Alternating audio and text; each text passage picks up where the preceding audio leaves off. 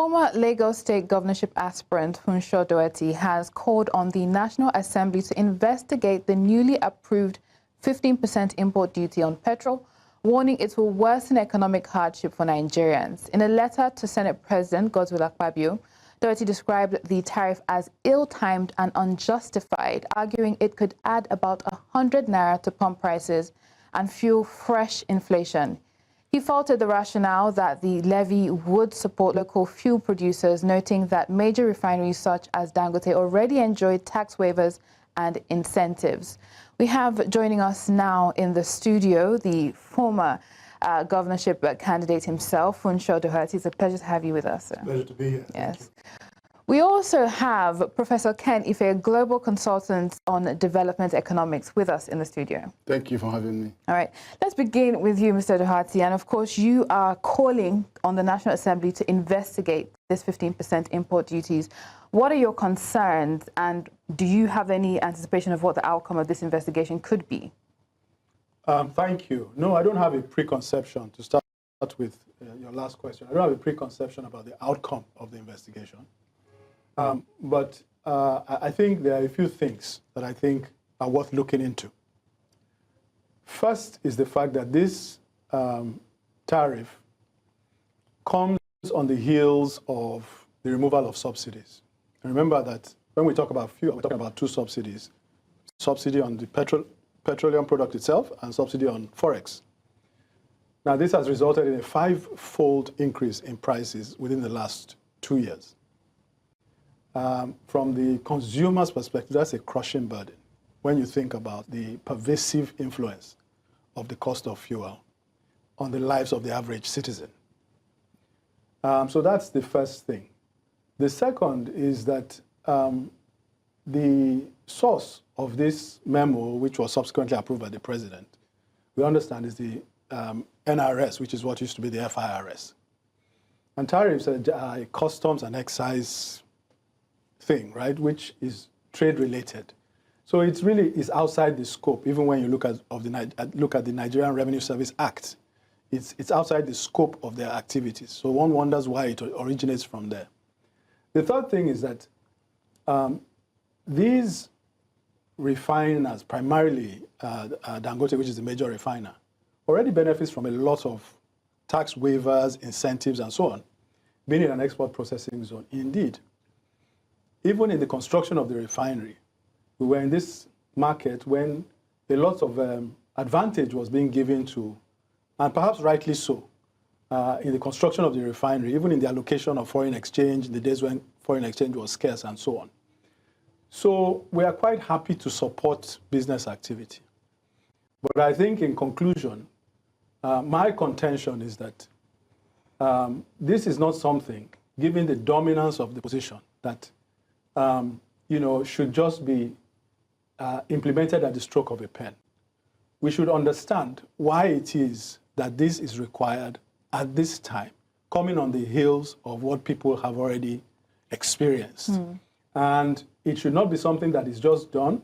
There should be congressional oversight, that is National Assembly oversight, to understand, as representatives of the people, why this is necessary. If you say it's cost recovery, what costs are we talking about? And is it truly justified as part of a trade policy? And in doing that, it should not be, in the first place, the IRS or the FIRS. It should be the Ministry of Trade and Industry, it should be the NMDPRA, it should be industry operators, and they should sit down and look at the whole thing and arrive ultimately at the conviction. If it is the case that this thing is justified, then people will support it. But given the context, I think it's not something that we should just take at face value. Interesting. We shouldn't take it at face value. I'm coming to you, Prof, and you've heard the concerns. One of the justifications given for this tariff is protectionism, right? And the question a lot of people are asking is, who are we protecting? The people? Or is it policy being tilted to favor one particular enterprise? What are your thoughts on that? First of all, there's a background that we shouldn't miss, which is 1960, we got political independence. Up to today, we haven't got economic independence. And we should, as a nation, be working towards at least economic independence on those raw materials God has given to Nigeria, which is agriculture, which is a solid mineral, which is petroleum and gas. At least if you can secure those, yeah, you can continue to fight on ICT and machines and all that stuff. But we have to get that as a minimum. Number two, International Division of Labor from 1945 consigned us to exporter of raw materials and then importer of finished goods. If you stay at that end of importing or exporting raw material, you're exporting your jobs and importing poverty. And you stay at the other end of consuming, you will never, ever develop your economy. Because all the people sitting in the middle are where the jobs are, where the profits are. You get 10% for your raw material, and you look for 100% to buy the finished product, and you end up borrowing money from everybody around the world to consume. That's what it says. Now, locating this within this context is the government's objective, as far as I know, are fourfold. And there's even one that I added. One is that this is a measure. I've never seen fiscal policy measure that really delivers compliance as this one, since this government came into power. First of all, it deals with the chronic problem of fraud and theft, and all the things that go on in the import of subsidized fuel in the country. That's outside of the 15%? No. Other reforms? No, within this 15%, because there's a measure. Okay. It's a tariff compliance measure. Now, so what happens is that we all know, every Nigerian know, that when EFCC moved in, importers were admitting they'll bring 30 million tanker later. They'll discharge 10, they'll record 30 for them, they go to Lehman, come back, they discharge 10, they record 30. In the third one, they record 90 million when they actually had 30 million liters. There are many of those evidence, and they have not been cured till today. And then we have an NNPRDFP that is just not addressing the issue. It hasn't addressed the issue of how much petrol is actually being consumed in Nigeria. And we got a wind of it when we closed the border. Suddenly there's a drop of 35%. So that is going on. Now, what happens now, this duty, which is a levy, by the way, what this levy is doing is, if you want to come and do that round tripping, come, and you end up paying 15 plus 15, you pay 45%. And that money goes to government. It doesn't go into the pocket of any of the actors. Now, the second one, of course, is it's intended to protect local companies, local producers. And then I'll tell you the justification, because there are trade laws and trade, I will deal with those. Then it also brings in parity, because the price benchmark is based on import price. That's for you to get that parity. You must get the import price parity, which is the benchmark that is used. Now, people who make fuel abroad and send it to you have already recovered their costs and got their profit. So the problem is arriving at Nigerian port to face companies that are locally refining, that are struggling on break-even before their profit is, before they actually arrive at the price break point. So in terms of parity, there must be parity there before you, do you understand? So then I'm going to look at the trade law. But the other one is, it is actually intended to protect the consumers. Because what we have experienced is vagaries, misalignments in the storage, distribution, and logistics sector that actually delivers the fuel. And then every day, the prices are not stable. Then finally, it opens the door for investors to come into the country and refine products. Otherwise, explain to me why you have 30 licenses for refineries and only 3 of them are struggling to come up. It's because there is a disincentive. So, and they know it. They can't borrow money, put in here, and they can't make profit. Amongst other things that you've highlighted, you've mentioned that it's to protect the consumers. Yes, and I'm coming to that. Yeah, I'm going to explain that to you. I'll come back to you. I'm going to come to Mr. Doherty now with that. You've heard, his justifications for this 15% tariff. You have said it is ill-timed, that it worsens the situation of the consumer. Is it from a perspective of reform overload? Is this something you think we'll still have to do further down the road? Or do you think it's best we do it now and rip off the Band-Aid? No, I think all of these justifications, rationales, and so on, they are propositions, right? Because at the end of the day, it is not known. These are private companies. We don't see their financials. So whether their activity is profitable or not profitable, whether they need this additional help or not, it is not obvious and it's not evident. You see what I mean?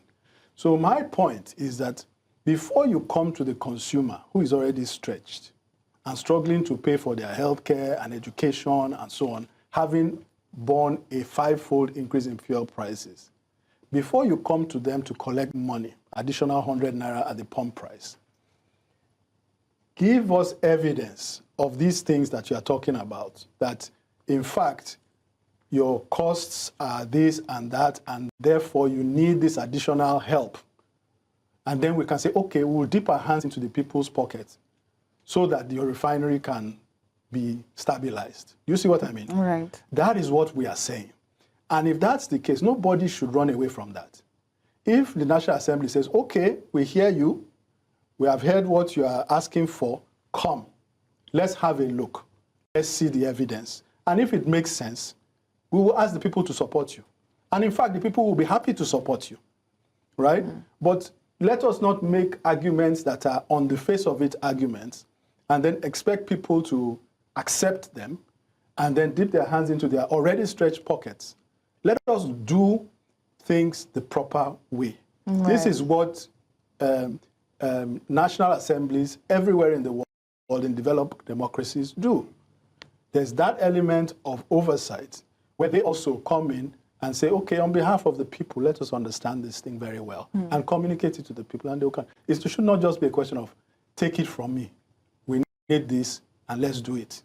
Right, and that calls to question the issue of transparency. The ability of data cost the pricing. Why is that data not available and the issue of transparency not being addressed? Oh, I don't agree in the first place. Okay. No. If you look at the price mechanism, first of all, Dangote is the principal actor on the downstream side. It's the principal, not all, not the only one. They say they put out a guarantee that they will guarantee this price till at least end of December. That they guarantee this price is not going to rise. They say they've guaranteed that. Do they have the capacity to give this guarantee? Of course, they are producing 45 million liters of PMS, of which only 20 million is being taken out. And they are now forced to export the other 25. So the capacity is there to meet the demand, but they gave a guarantee. Now, the second point is that I can actually analyze the price tag for you to say if the gantry price is 820 naira, who gets what in that price tag? Those who prospect, those who drill, those who transport, but then the people that refine. All of them are under that price tag. And all this data is available? No, I'm telling you, the gantry price of fuel, and I'm giving you the analysis of who is behind that. And then you now look at the price, the difference between that gantry price and what is being sold in the market. Some are selling 1,000. So the people who are investing the money are scrambling for pennies. And then somebody is getting 400, 300 people for doing what? The man that actually dispenses the petrol to your car doesn't get $50 or 50 naira per liter. So who is the middlemen are the people packing up all that profit? So keep that aside. Then there's issue about inviting Senate. We don't need to invite National Assembly because you have delegated authority, legislative authority on the bill. PIA provides for regulation to be made, and the president is the minister for petroleum.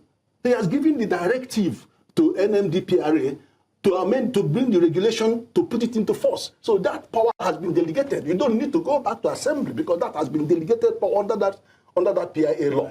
Then you now talked about trade, the bona fide, whether they should actually get involved in that. That is not an issue because bills going to assembly could either come private members' bill or it could be government bill. And I even have a case of raw material research, 30% coming from raw material research and development, not coming from trade and industry. Okay. So if one department doesn't do their job, it doesn't prevent whoever knows or whoever can do it. So it's not material. Okay. So let's and I can also tell you about the WTO dimension, we'll get into that. We'll get into that. The fallout of trade policy. Let me come to Mr. Doherty now. He's saying that we don't need to get the National Assembly involved in this, that there are other bodies that can handle this. What are your thoughts on that? To me, it's not about you inviting the National Assembly.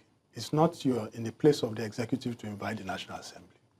The National Assembly is a separate arm of government.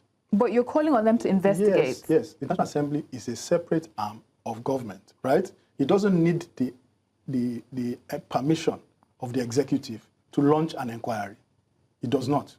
It can sit on its own and launch a National Assembly inquiry into something that the executive has done. This is part of the oversight power of the National Assembly. That is why we have separation of powers. The National Assembly represents the interests of the people, all right?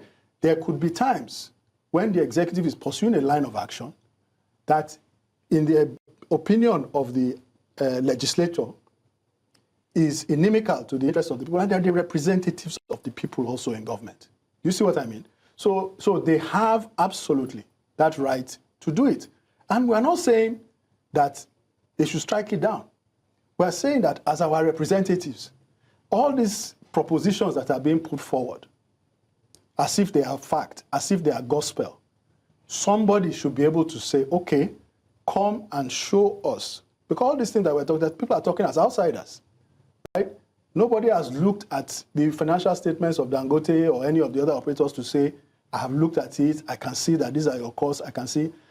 Analysis of gantry price is going to talk about the import price of petrol, the margin for the depots, the margin for the transporters, and so on. That is on the price.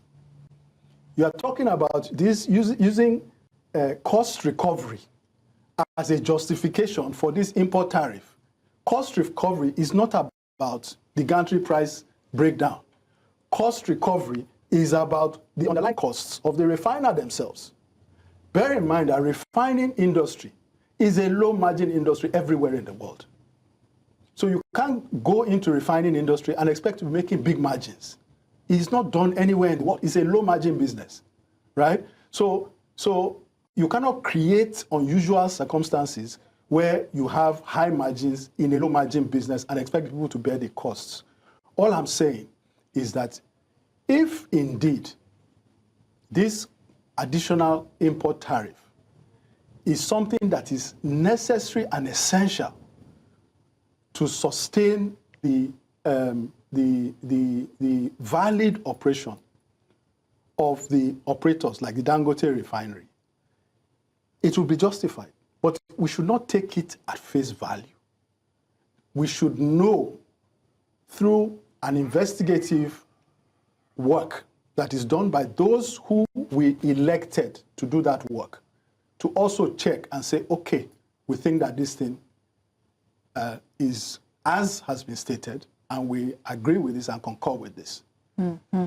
All right, and Prof, I'm coming to you now. You have said in there that, yes, there are other players that will benefit from this, but Dangote is the major player that will benefit from this. There are some who are saying that this is not how resilient companies are built, right? It's not a level playing field. There are already a lot of benefits that Dangote Refinery and amongst other players are enjoying. Naira for crude, the zone he's in, he's exempt from certain taxation. So is this how strong companies are built? I think I don't even agree with that, because NNPC has 4 refineries. 3 more refineries are coming up from modular. So Dangote is the only one, and even Bua is coming up. So, and all these refineries are not in the free trade zone as such. So why would we use the issue of free trade zone? The fact is that if Dangote with $20 billion could not be anywhere except in free trade zone, because the risk is so horrendous. But put that aside. The main thing, in fact, and detail that you need about consumers, because that's a major contention here, is that even with that 100 naira extra that you are going to put on top of 860, that brings it to 960. That is $0.62. And that's the minimum in our region. Ghana is $1.37, twice what we are charging per liter. Then Cote d'Ivoire and Senegal, $1.7, 3 times what we are. So why are you bringing this argument about punishing the consumers? So is it going to have any effect on look, what effect do you see it having on the consumer? What effect? The price? When there's a guarantee of both delivery and availability and then price freeze. There's a guarantee. Until when? And then the thing is this. I'm coming, because they are subject to some other things. Our time is fast spent, gentlemen. So just 30 seconds, right, to tie your point together. Okay, I can tie mine because I know where I'm going. Under the ECOWAS Treaty, which we are in customs zone there, the conventional tariff, we are protected to a safeguard measure. Except that you have to call it levy, don't call it tariff. That's what it provides. Right. Then under WTO, 5 clauses, 5 agreements, a countervailing measure, anti-dumping measure, infant industry. All of those 5 measures in under WTO supports a robust position that government has taken. Okay, let me give you the final word. 30 seconds, please. You know what? We can pontificate, we can talk up and down, we can make propositions. But this is about people's lives. Somebody was paying 200 naira for something. That thing is now 800, 900 naira, right? You say you've removed subsidy. They've borne it. Now you now want to put a tax on top of it. We make all these arguments about business, and so I'm a business person too. Right. I have a background in business. At the end of the day, this is about people's lives. We're not saying don't do it. Subject it to scrutiny. All right, and let there be transparency. Thank you so much for your time, gentlemen. Funso Doherty, former Lagos State governorship aspirant, and Professor Ken Ife, global consultant on development economics. Thank you, gentlemen, for your time. Thank you.